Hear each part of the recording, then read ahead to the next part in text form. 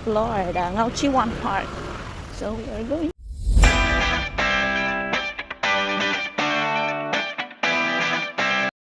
Good morning sa ating lahat. So maulang umaga dito sa Ngao Chi Wan Park. So for today's video, ipapasyal ko kayo dito sa park malapit sa amin.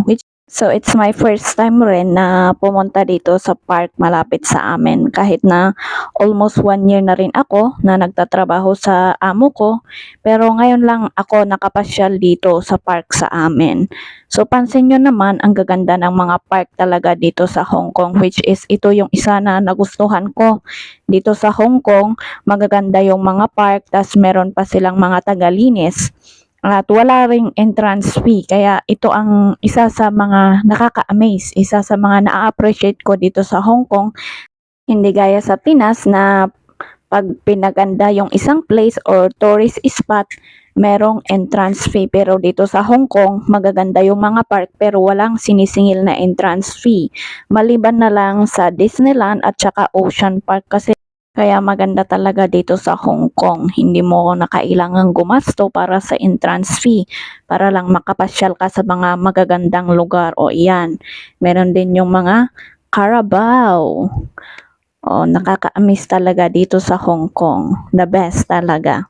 Kung pwede nga lang, dito na ako mag-stay, pero hindi naman pwede, di ba? Karamihan din sa mga matatanda, dito rin sila sa park na nag-i-stay o kaya nagtatambay, mag-jogging-jogging, ganon, mag-exercise. O, diba? So, punta na tayo, pababa tayo at titignan natin yung playground din ng mga bata. So, kanina, pinakita ko yung park na kung saan doon nagtatambay yung mga matatanda. Pero ngayon naman, bababa din tayo sa hagdan. O, di ba? Ang gaganda. So, pasensya na kasi medyo madulas yung hagdan kasi nga umulan. Mahirap na, baka mahulog na naman at masaktan sa maling tao. Charot! So, standby lang kayo sa aking videos. And for more videos na rin, pwede nyo ring isubscribe, mag-subscribe sa aking YouTube channel.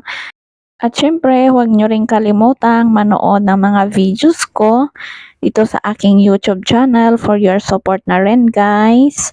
At syempre, para ma-update din kayo pag may i-upload ako na videos, para naman mapanood nyo rin yung ganda ng Hong Kong. Para at least kahit na andyan kayo sa Pinas, parang feel nyo na rin, nakapasyal na rin kayo dito sa Hong Kong. Kaya nood-nood lang kayo guys sa mga videos ko, and salamat and God bless to all. Bye-bye! So, andito na tayo sa playground ng mga bata.